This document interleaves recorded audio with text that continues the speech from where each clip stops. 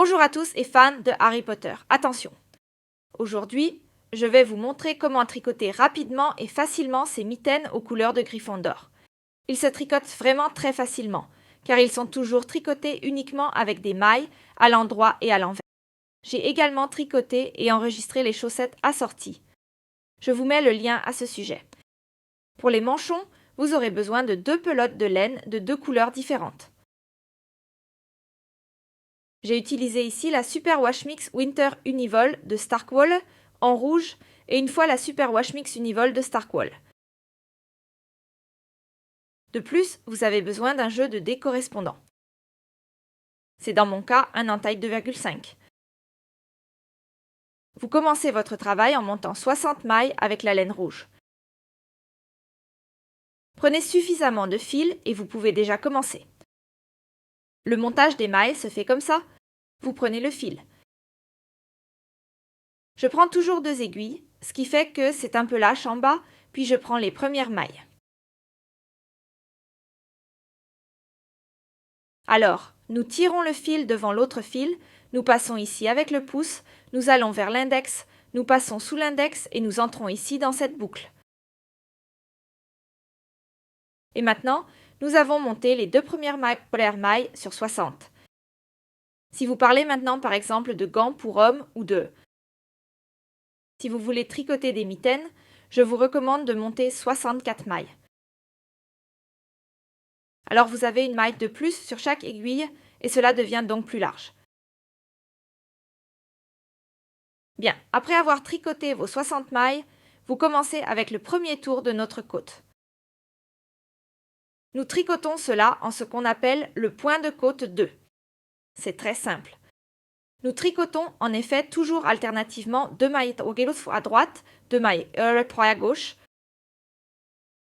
En gros, nous répartissons nos 60 mailles sur les 4 aiguilles, c'est-à-dire que je commence par une maille à droite ici, à droite, puis à gauche, fil devant l'aiguille, piquer, prendre le fil, deuxième maille à gauche, toujours en alternant.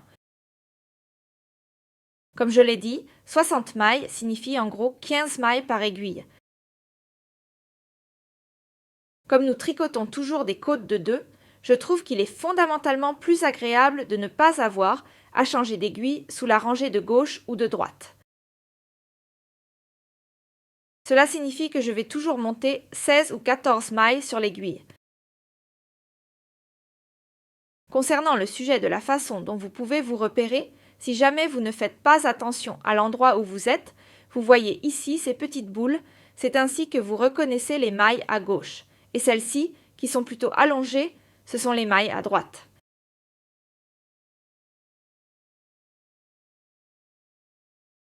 Comme je l'ai dit, répartissez sur les 4 aiguilles et ensuite vous tricotez ce motif toujours en rond.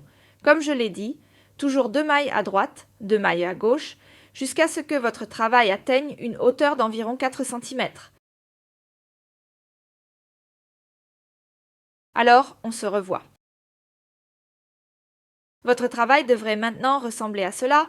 La bordure est super élastique, c'est pourquoi vous pouvez facilement l'enfiler sur la main. Nous commençons maintenant avec notre modèle de gaufre. Cela fonctionne très simplement, notamment lors du premier tour. Il y a 4 tours. Pour le premier rang, nous tricotons simplement toutes les mailles à l'endroit. Vous savez comment faire des mailles à droite? Comme je l'ai dit, le tour complet à droite. Je commencerai toujours par la première aiguille, donc ici où le fil se termine. Avez-vous ma bonne position de départ?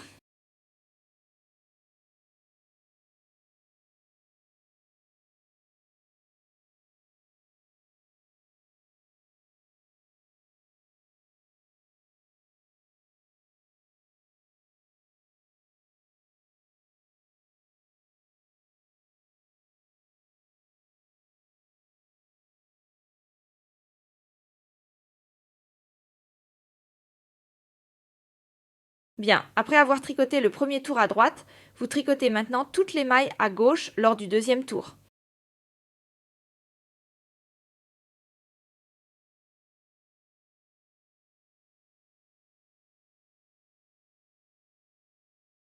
Cela signifie de nouveau passer le fil dans l'aiguille, piquer, prendre le fil et faire toutes les mailles à gauche.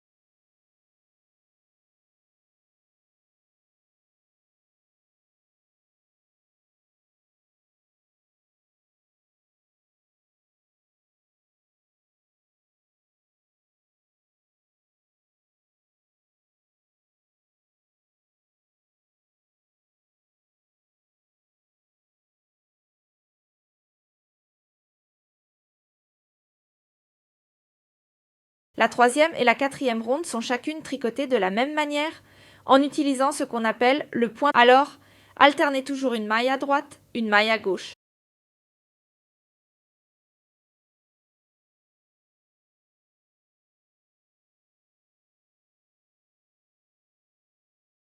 Bien, je vais vous montrer à quoi cela ressemble une fois terminé.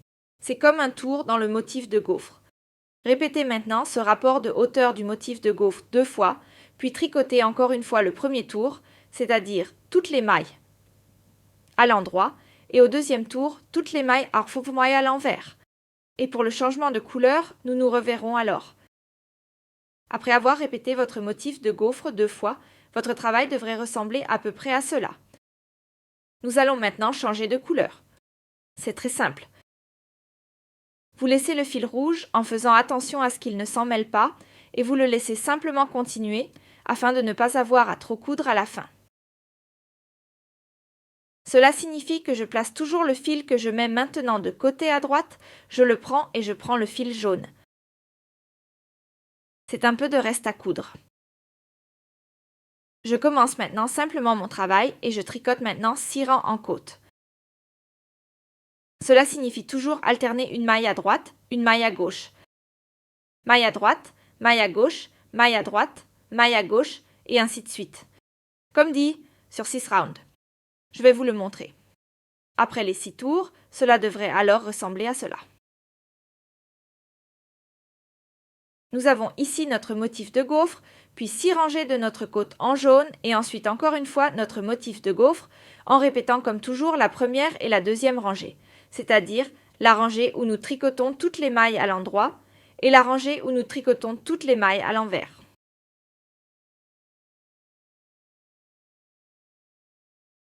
Vous allez faire comme dit 6 tours d'une côte de couleur jaune, puis une fois notre motif de gaufre, plus la répétition du premier et du deuxième tour, et ensuite vous commencerez les tours d'augmentation ici.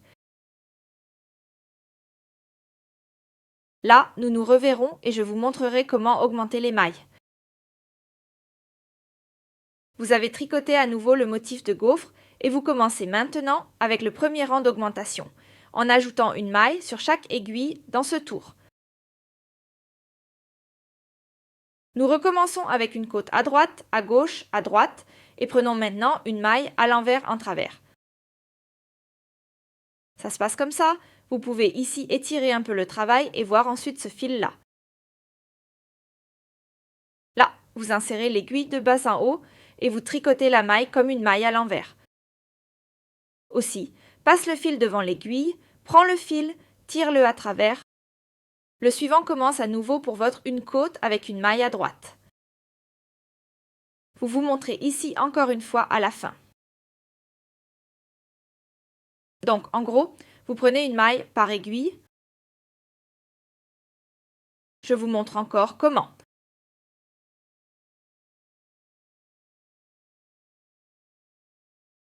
Vous vous séparez, piquez ici dans ce fil intermédiaire de bas en haut, placez votre fil jaune devant l'aiguille et tricotez le travail comme une maille à l'envers.